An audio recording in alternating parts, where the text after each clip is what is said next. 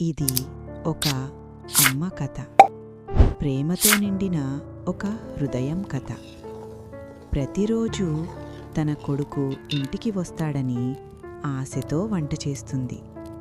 కానీ కొడుకు నగరంలో బిజీగా ఉంటాడు. రోజులు గడుస్తుంటాయి, కానీ అతని కాల్ మాత్రం రాదు.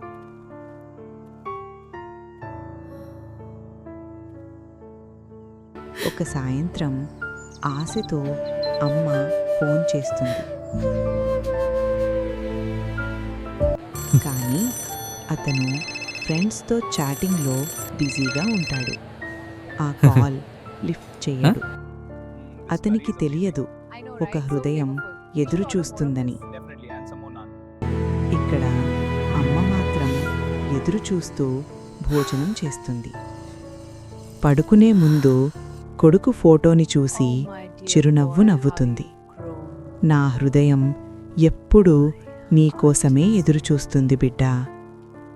అలా నిద్రలోకి జారుకుంటుంది. అమ్మ మనం పెద్దవాళ్లమయ్యామని అనుకుంటుంది, కానీ మనకోసం ఇంకా ఎదురుచూస్తూనే ఉంటుంది. బిజీగా ఉన్నా ఒక్కసారి కాల్ చేయి. ఒక జీవితం సంతోషంగా ఉంటుంది.